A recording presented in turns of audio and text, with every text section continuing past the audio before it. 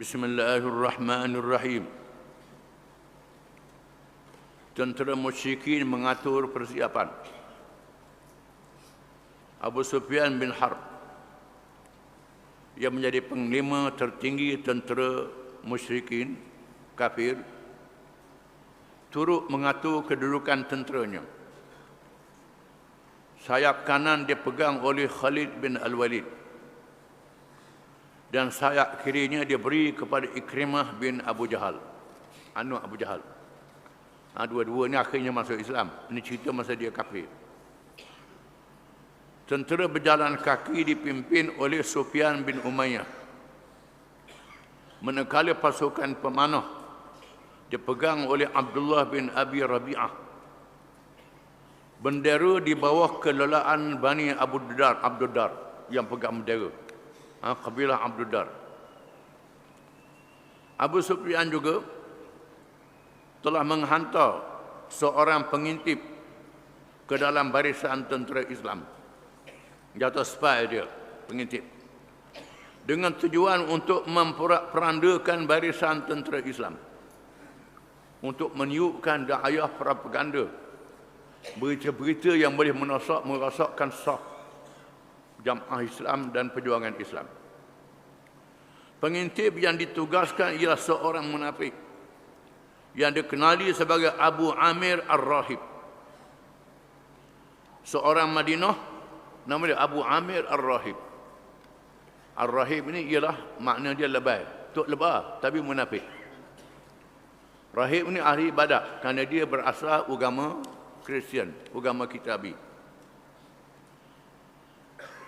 Ialah seorang yang berpengaruh di kalangan penduduk Madinah di masa jahiliah. Oleh kerana dia seorang ahli ibadat di masa jahiliah, orang baik, tengoknya baik, pegang pada kitab masa jahiliah, orang yang tarah ustaz, tarah guru, dihormati. Abu Amir ditugaskan supaya mendesak orang-orang Ansar agar meninggalkan Rasulullah sallallahu alaihi wasallam dan tidak menyusahkan diri untuk melindungi diri Rasulullah sallallahu alaihi wasallam. Tujuannya supaya orang-orang Madinah jangan ikut Nabi. Jangan ikut Nabi. Apa susah ikut Muhammad berperang-berperang, wak mati je. Siapa mati ke diri ikut Muhammad, ikut apa dia? Wak susah, menyusahkan diri. Dia menghasut kaum Ansar, penduduk Madinah. Tindakan Abu Amir cuba untuk mengambil orang-orang Ansar, menemui kegagalan. Gagal, tak berjaya. Apabila orang-orang Ansar dengan tegas berkata, wahai orang fasik, wahai orang fasik, kaulah pengintip yang tidak diberi nikmat oleh Allah. Kamu ni pengintip, Tuhan tak beri nikmat pada kamu, tak beri rahmat pada kamu, celaka kamu. Wahai orang fasik. Fasik ni jahat. Kaum wanita musyrikin pula berperanan untuk menaikkan semangat kaum lelaki yang menyerang, yang menyertai perang dengan melaungkan syair-syair yang memberi perangsang. Di mana Abu Sufyan menugaskan wanita-wanita dia, perempuan-perempuan dia supaya menyanyi, memalu gendang dan melafazkan syair-syair, nyanyian, sajak-sajak yang memberi semangat pada kaum lelaki. Dibawa perempuan. Itu pasukan tentera musyrikin. Diatur begitu rupa. Ada gendang. Dan ada penyanyi dia. Penyair dia. Beri semangat kepada bala tentera musyrikin. Pertempuran pertama. Apabila kedua belah pihak hampir bertembung, maka dua belah pihak berhadapan. Ini di Uhud. Tiba-tiba Talhah bin Abi Talhah Al-Abdari, seorang pahlawan yang terkenal berani di kalangan orang musyrikin, kalangan orang kafir, tampil ke hadapan dengan menunggang unta. Pergi ke hadapan menunggang unta. Beliau telah mencabar tentera muslimin agar menentangnya. Dia cabar lawan. Ini adat peperangan zaman dulu. Dia berlawan sama seorang dulu.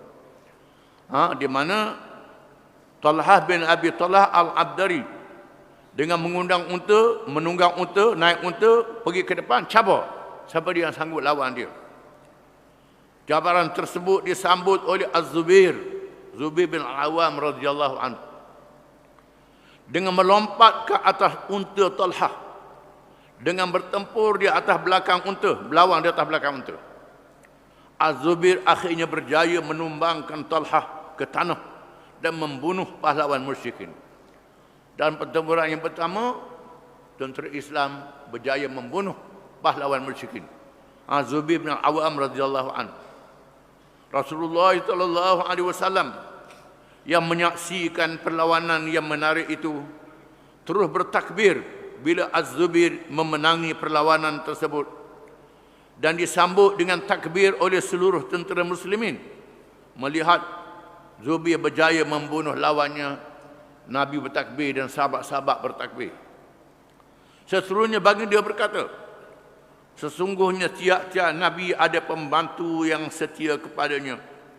Maka pembantuku yang setia adalah Az-Zubair. Likulli nabiyyin hawari wa hawari Az-Zubair. Tiap-tiap Nabi ada pengawal yang setia. Pengawal setia aku ialah Az-Zubair. Zubair bin Awwam radhiyallahu anhu, salah seorang sahabat 10 yang dijanjikan syurga. Zubair bin Awwam. Pertempuran hebat. Setelah Talhah ditumpaskan, dikalahkan, pertempuran secara terbuka pun berlangsung. Berlaku pertempuran terbuka. Pasukan tentera musyrikin menjadi lemah apabila pemegang benderanya dibunuh silih berganti. Tentera musyrikin lemah bila pemegang bendera dibunuh. Bendera yang dipegang oleh Talhah telah diambil oleh Abu Syaibah, Utsman bin Abi Talhah. Di mana bila Talhah mati dibunuh, Abu Syaibah bin Abi Talhah ambil bendera dan dibunuh oleh Sayyidina Hamzah dengan menetak lehernya sehingga terbelah sampai ke perut. Hamzah tetak leher dia, tajam pedangnya sampai ke perut. Kuat tetakan dia. Bendera itu diambil oleh Sa'ad bin Abi Talhah. Sa'ad bin Abi Talhah pula ambil bendera. Yang ini kafir, orang kafir. Tapi Sa'ad bin Abi Waqqas radhiyallahu an telah berjaya memanah lehernya. Sa'ad bin Abi Waqqas panah. Sa'ad bin Abi Waqqas ni seorang pemanah yang handal. Panah kena leher dan dibunuh oleh Ali bin Abi Thalib radhiyallahu anhu. Sayyidina Ali itu bunuh. Bunuh. Bendera musyrikin jatuh. Seterusnya bendera itu diangkat oleh Musaffa dengan ain. Musaffa bin Talhah bin Abi Talhah ambil bendera dan berjaya dibunuh oleh Asim bin Abi Aflan. Asim bin Abi Aflan bunuh dia. Asim ni Islam. Bunuh pemuda Musaffa yang kafir. Akhirnya bendera yang menjadi perangsang bagi tentera musyrikin jatuh ke bumi tanpa ada sesiapa yang mengangkatnya. Jatuh bendera. Para pahlawan yang berbekalkan iman, yang cintakan mati syahid, terus menyerang musuh secara habis-habisan. Laksana air banjir memecah empangan. Mereka melapatkan laungan, aku mahu mati, aku mahu mati, aku mahu mati. Ini syiar, amud. Aku bersedia untuk mati. Ini syiar yang disebut oleh tentera Islam. Tiap-tiap orang melapakkan syiar bersedia untuk mati. Mau mati, mau mati. Ini syiar. Tiap-tiap peperangan ada syiar dia. Disebut tema peperangan. Abu Dujanah yang menerima pedang Rasulullah sallallahu alaihi wasallam. Abu Dujanah yang kita baca kisah dia dulu. Nabi tunjuk nak beri hadiah pedang. Masing-masing sahabat berebut nak pedang, Nabi nak beri hadiah. Tiba-tiba Abu Dujanah tampil ke hadapan. Abu Dujanah dapat pedang ni yang diberi oleh Nabi. Telah menunaikan hak pedang itu seperti yang dijanjikannya. Nabi kata, mu ambil pedang ni mu kena tunai janji. Abu Dujanah menunaikan janji dengan berlilitkan kain merah di kepala, lilit kain merah di kepala. Beliau membunuh setiap musuh yang melintah di hadapannya. Az-Zubair radhiyallahu an menceritakan, Zubair meriwayatkan, ini disebut dalam kitab, Zubair yang terlibat dalam perang meriwayatkan keberanian Abu Dujanah. apabila aku meminta pedang dari Rasulullah SAW, baginda tidak memberinya padaku, padahal aku sepupunya. Bila Nabi tahu pedang aku minta, Nabi tak beri ke aku, pada aku sepupu dia. Anak ibu saudaranya Safiyah bin Abdul Muttalib. Aku ni anak Safiyah bin Abdul Muttalib, mak saudara Nabi, sepupu Nabi lah. Aku minta, Nabi tak beri. Baginda telah memberi pedang tersebut pada Abu Dujanah. Beri Abu Dujanah. Aku berkata kepada diriku, aku pun kata dalam diri aku sendiri, aku maha mengekori dan melihat apakah yang akan dilakukan oleh Abu Dujanah dengan pedang itu. Aku nak tengok Abu Dujanah buat mana. Sebab dia kata ke Nabi, Nabi kata mu tunaikan hak dia, hak pedang ni. Mu ambil, kena tunai hak. Tunaikan hak dia. Zubair kata aku nak tengok dia buat macam mana. Aku terus mengekorinya. Dia melitkan kain merah di kepalanya dan kemudiannya menyerang musuh dan membunuh setiap musuh yang ada di hadapannya. Setiap musuh yang melintas dia berjaya bunuh. Sehingga dia sampai ke tempat kaum wanita musyrikin. Dapat menembusi barisan tentera musyrikin. Sampai dekat orang perempuan yang duduk di belakang sekali. Beliau mengangkat pedang untuk menetak salah seorang dari mereka. Nak tetak salah seorang perempuan yang kelihatan memberi semangat kepada tentera musyrikin, iaitu Hindun binti Utbah, isteri Abu Sufyan. Isteri Abu Sufyan sendiri nak angkat pedang.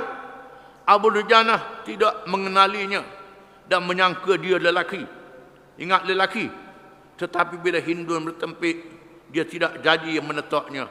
Bila Hindun bertempik, suara orang perempuan katanya, aku mahu muliakan pedang Rasulullah SAW. Aku muliakan pedang Nabi, tak boleh setak orang puang, tetak orang lelaki, kata dia. Ini hebat Abu Dujanah. Hamzah radhiyallahu an gugur syahid. Seorang hamba abdi yang bernama Wahsy bin Harb. Wahsy bin Harb ialah seorang hamba keturunan Afrika, keturunan Habasyah. Telah dijanjikan oleh tuannya Jubair bin Mut'im, bukan Mut'im. Mut'im betul aja. Bukan Mut'im. Jubair bin Mut'im tuan dia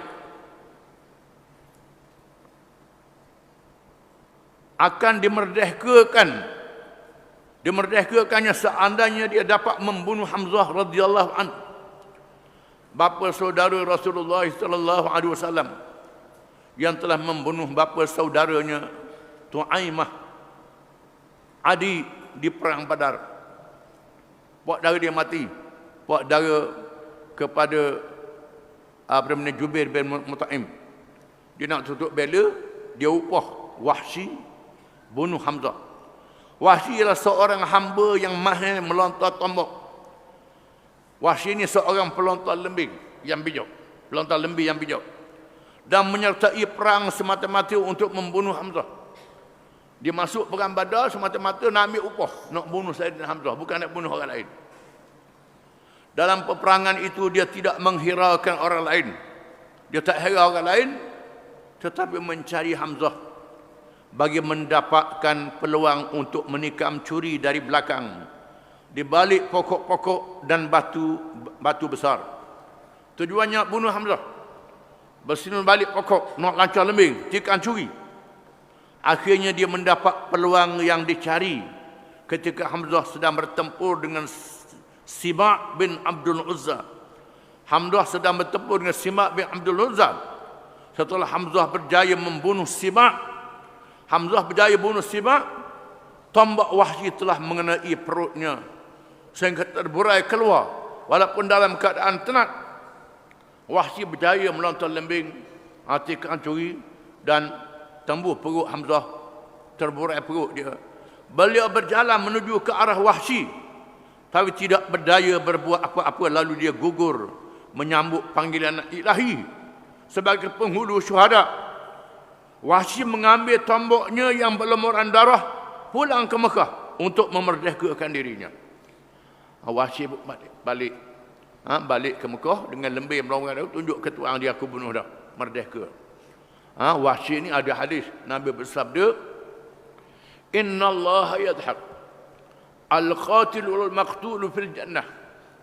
Allah Ta'ala ketawa orang yang membunuh dan dibunuh masuk syurga, kata Nabi.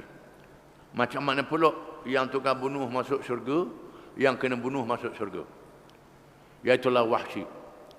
Wahsy yang membunuh Sayyidina Hamzah. Hamzah mati syahid masuk syurga. Masuk syurga. Dan Wahsy masuk Islam. Masuk Islam. Bila Nabi buka Mekah, lalu dia takut nak berjumpa dengan Nabi kerana bunuh pak saudara Nabi, tak berani. Lalu diberitahu kepada dia bahawa Rasulullah ni seorang yang pengampun, yang pemaaf. Kalau mu pergi masuk Islam, dia maafkan padamu. Lalu dia pergi berjumpa dengan Nabi dan dia masuk Islam. Masuk Islam dan Nabi maafkan dia. Tapi kata Nabi, mu jangan duduk Madinah. Aku tak boleh tengok mu. Tak boleh tengok kerana bunuh pak saudara dia. Nabi tak boleh tengok Wahsy ini kerana bunuh pak saudara yang sangat dia kasih.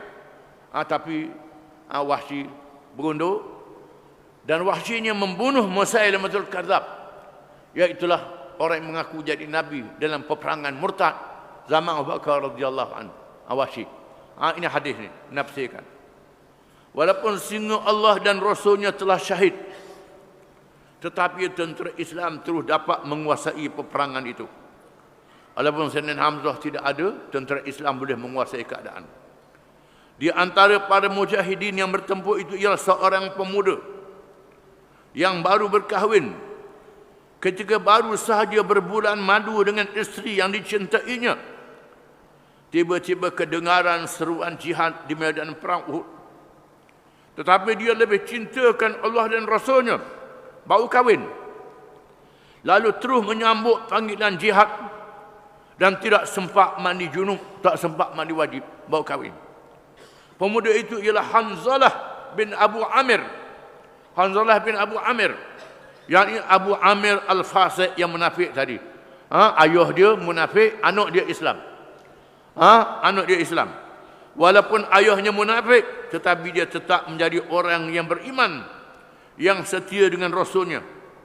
Telah ditakdirkan oleh Allah berlaku dah kepada Hanzalah ketika dia mara merempuh pertahanan musuh sehingga hampir berjaya membunuh ketuanya Abu Sufyan bin Harb.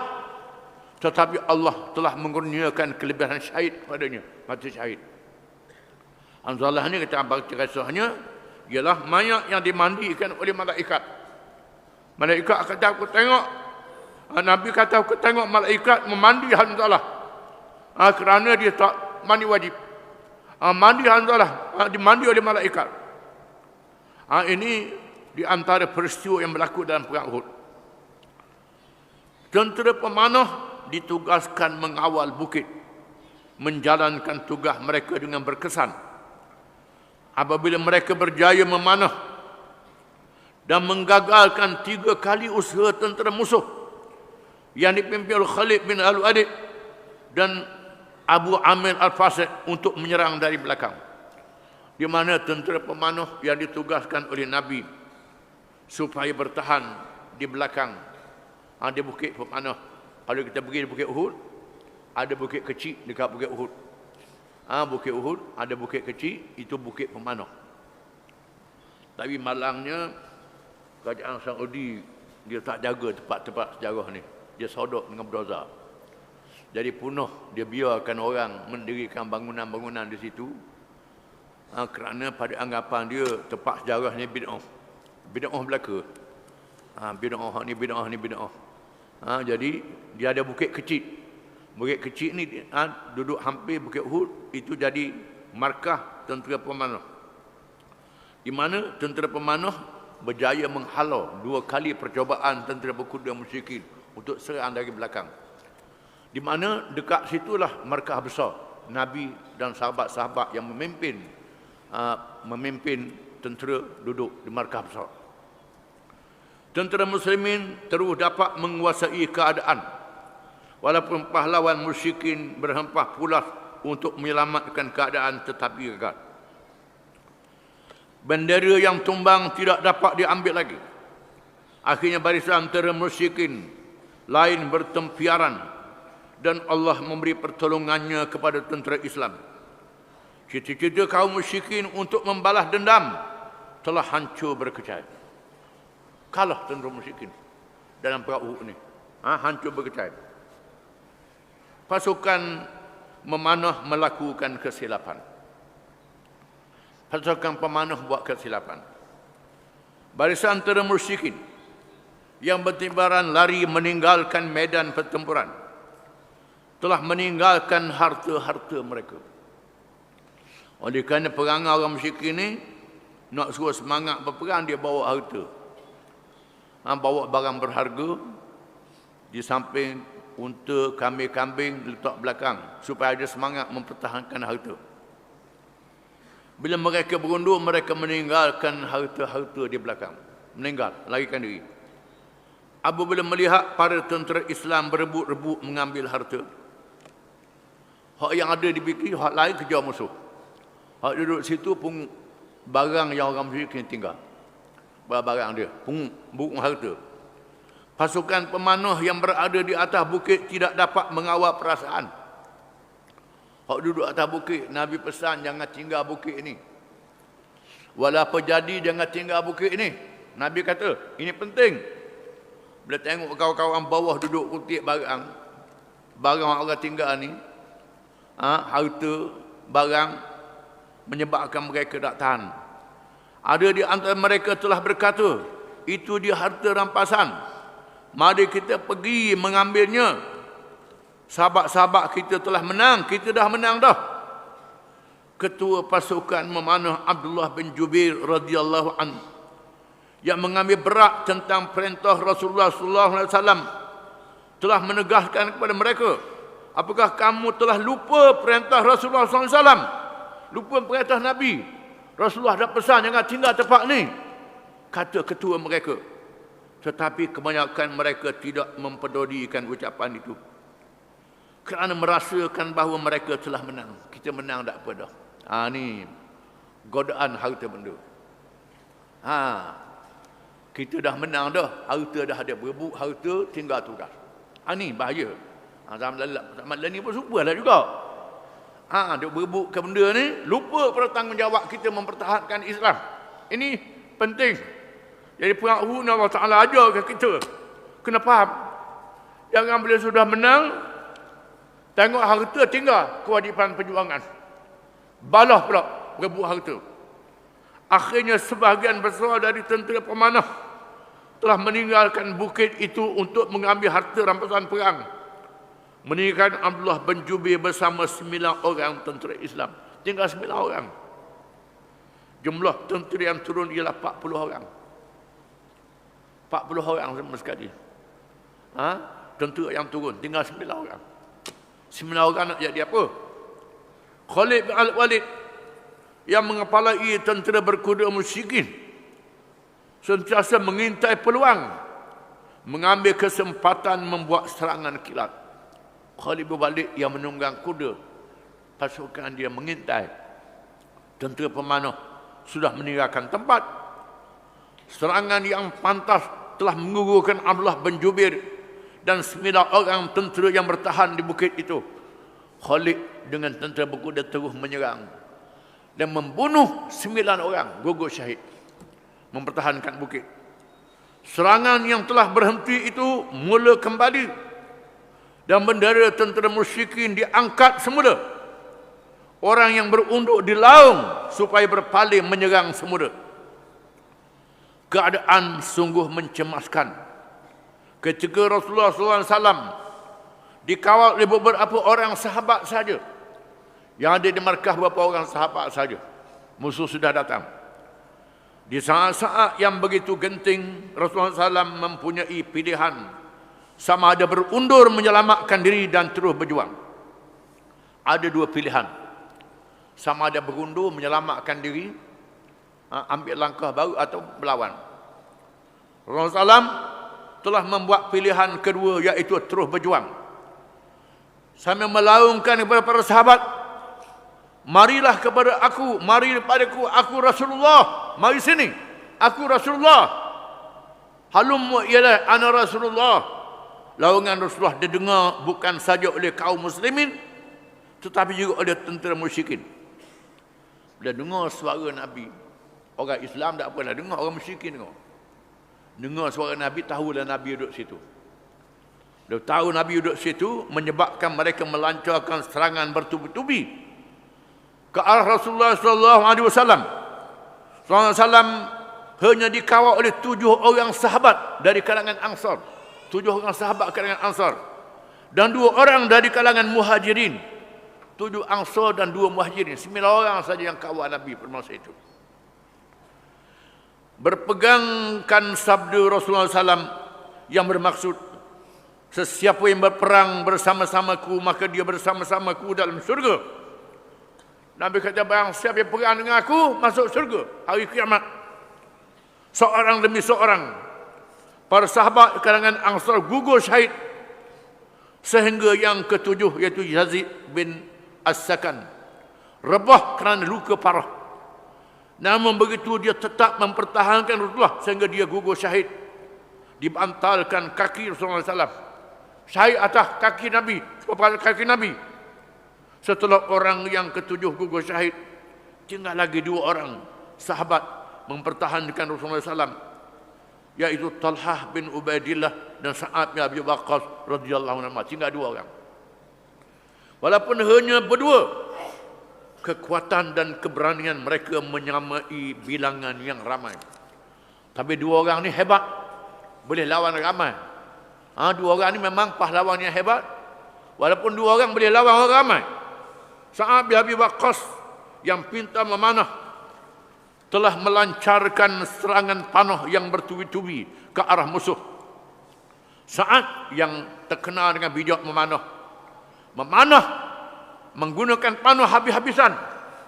Sallallahu alaihi wasallam telah bersabda padanya, "Panahlah wahai Sa'ad, aku tebuskanmu dengan ayah dan ibuku." Panah wahai Sa'ad, ayah dan ibu dari tebusan. Adapun Talhah pula bertempur dengan perang, menyamai kekuatan sebelah orang pahlawan. Ini kehebatan Talhah. Dia menentang musuh sehingga tangannya luka dan putus jarinya, serta mendapat 39 liang luka di badannya. 39 luka badan dia, tapi tak mati.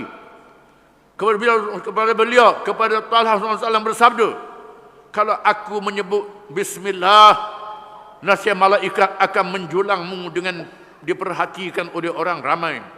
Kalau aku sebut Bismillah, malaikat menjulang wahai Talhah. Dengan keberaniannya itu, Talhah telah digelar sebagai syahid yang masih hidup di dunia. Walaupun dia tak mati syahid, luka banyak, dia anggap syahid hidup. Akhirnya beberapa orang sahabat dapat menembusi kepungan musuh dan menghampiri Rasulullah SAW.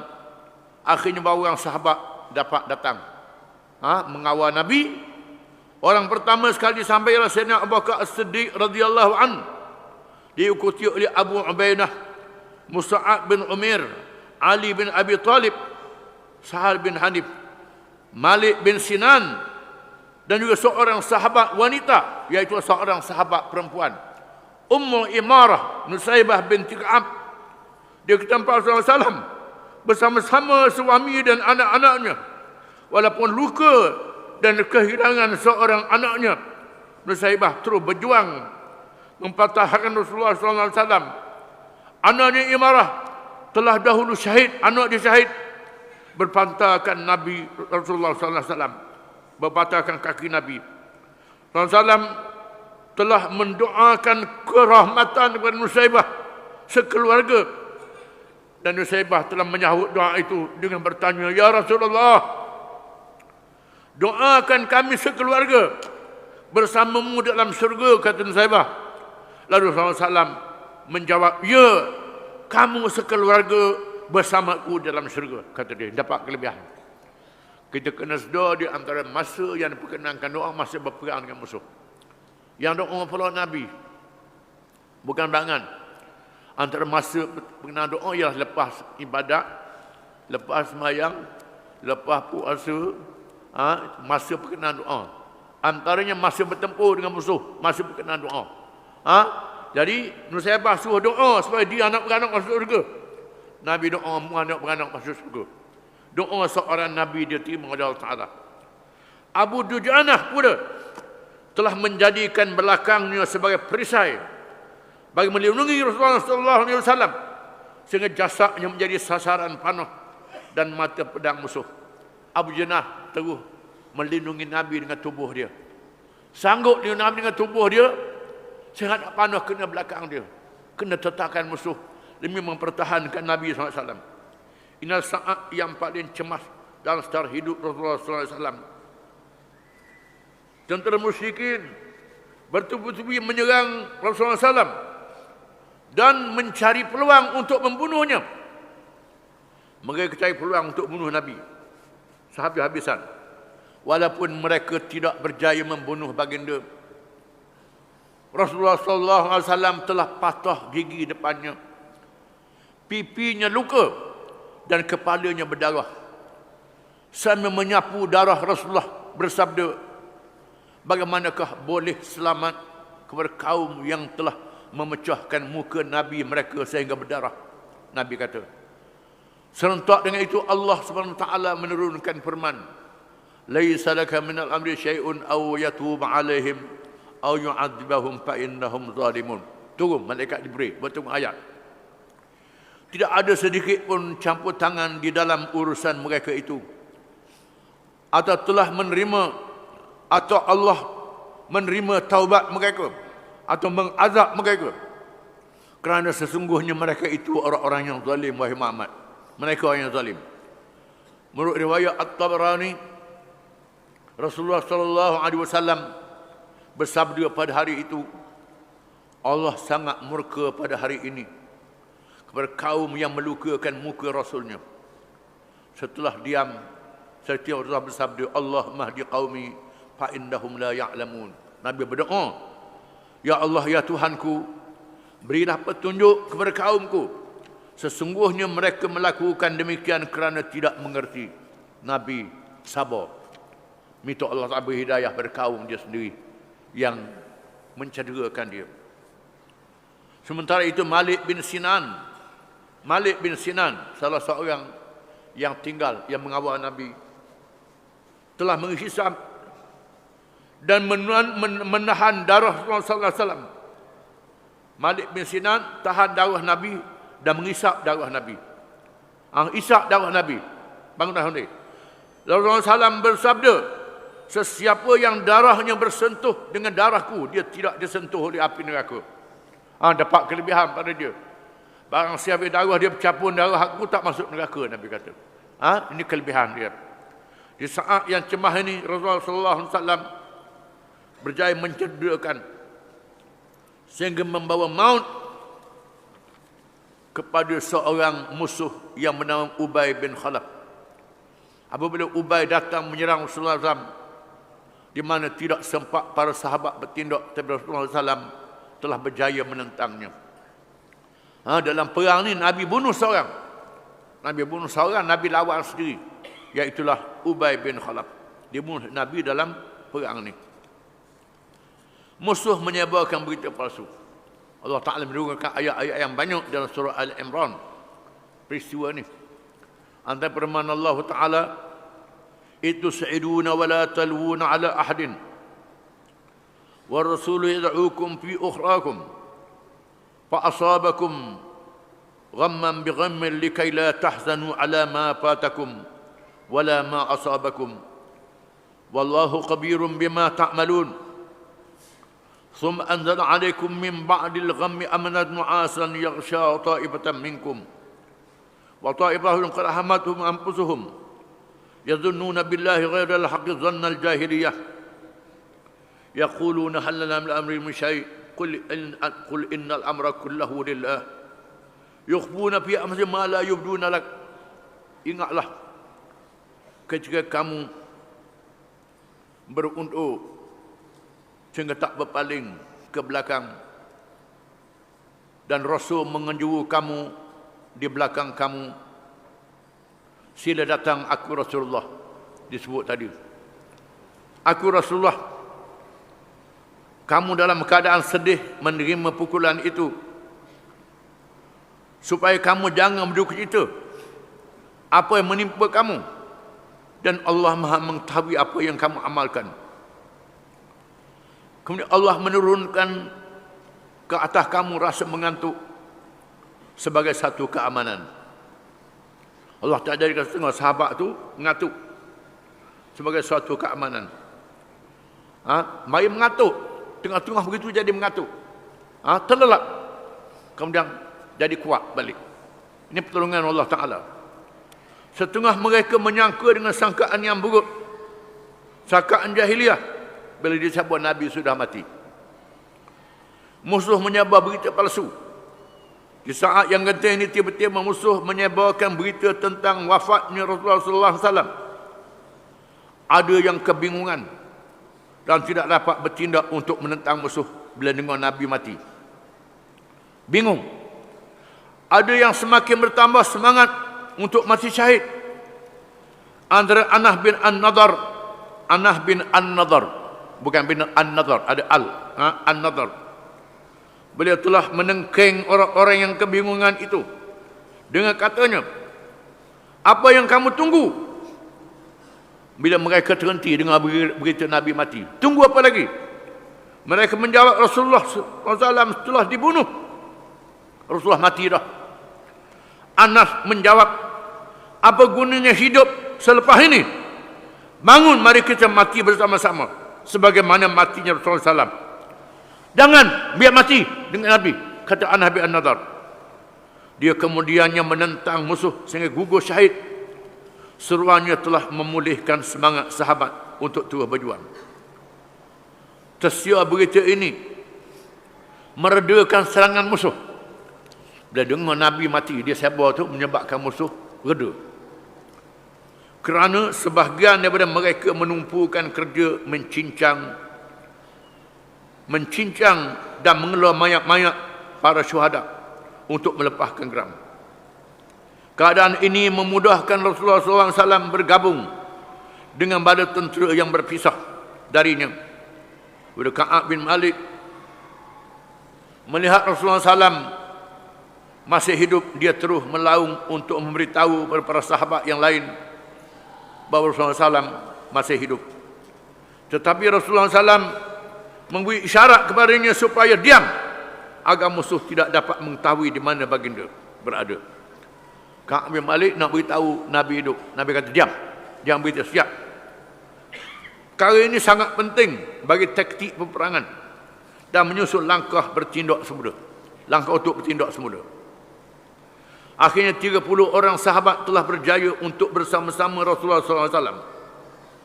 Lalu Rasulullah SAW mengambil langkah mengarahkan tentera supaya berundur ke arah satu teluk di Bukit Uhud bagi menyusun tindakan baru.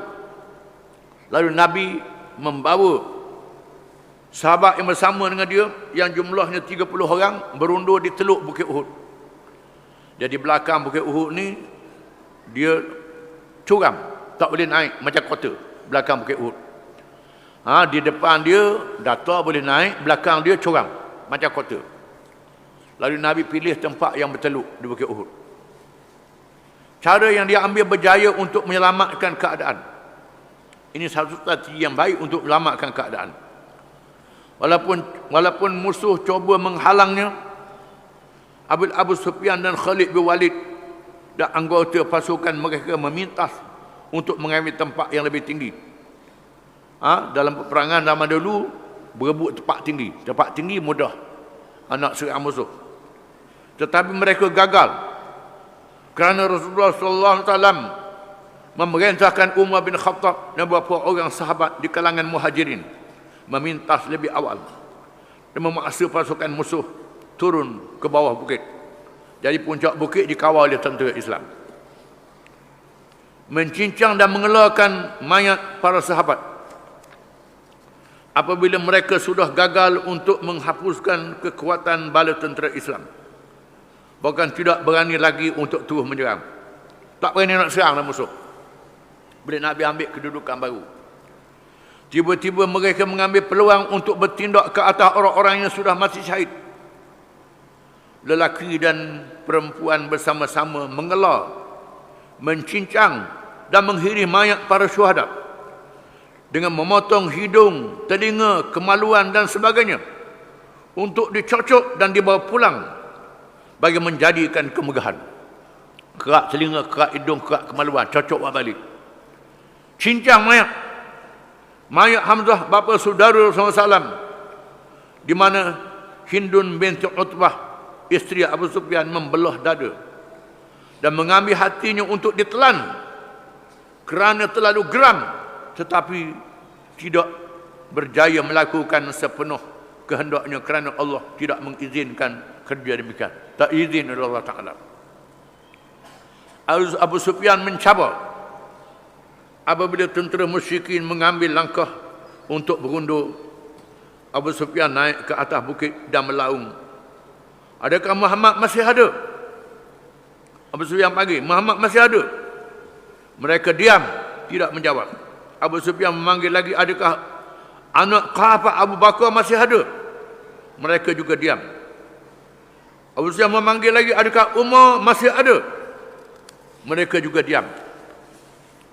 Ini kerana Rasulullah SAW memerintahkan supaya mereka jangan menjawab. Tetapi Umar tidak dapat menahan dirinya lalu menjawab, wahai musuh Allah, semua yang kamu panggil itu masih hidup. Allah akan meneruskan keburukan kepada kamu, kata Sayyidina Umar. Abu Sufyan berkata, tinggi dan mulia berhala Hubal. Hubal yang paling mulia, paling tinggi. Rasulullah SAW bersabda, adakah kamu tidak mahu menjawab? Mengapa tak jawab? Mereka bertanya, apakah yang mesti kami ucapkan? Sabda Rasulullah SAW, katakanlah Allah yang lebih tinggi dan paling mulia. Allahu a'la wa az. Jawab dia. Kemudian Abu Sufyan berkata, kami ada berhala Uzza, kamu tidak mempunyai Uzza. Kami ada berhala Uzza, kamu tak ada. Rasulullah SAW bersabda, adakah kamu tidak mahu menjawab? Mereka bertanya, apakah yang mesti kami ucapkan? Sabda Rasulullah SAW, katakanlah Allah menjadi pelindung pada kami. Jawab begitu. Kamu tidak mempunyai pelindung. Abu Sufyan berkata lagi, hari ini adalah ganti hari Badar. Peperangan itu silih berganti, yakni menandakan kita sama saja. Bukan mesti kamu benar, kerana kamu juga kalah. Umar menjawab, orang kamu yang terbunuh masuk surga, dan orang-orang kamu yang terbunuh masuk neraka, kata Sayyidina Umar. Kemudian Abu Sufyan berkata, silalah datang dekat kami wahai Umar. Sila mari. Rasulullah SAW bersabda, pergilah dan lihat bagaimanakah kedudukan mereka. Sayyidina Umar pergi dekat musuh. Lalu Umar radhiyallahu anhu pergi mendekati tentera musyrikin. Abu Sufyan bertanya, wahai Umar, adakah benar Muhammad telah berjaya kami membunuhnya? Umar menjawab, tidak, dia mendengar apa yang telah kamu ucapkan. Sebelum berundur, Abu Sufyan melaung dengan katanya, kami berjanji mahu bertempur pula di Badar tahun hadapan. Rasulullah SAW memerintah supaya salah seorang sahabatnya menjawab, ya, kami bersedia menerima janji itu. Kita lawan pula tahun depan di Badar. Nabi suruh jawab. Peranan para muslimat, sahabiyat radhiyallahu anha, wallahu a'lam.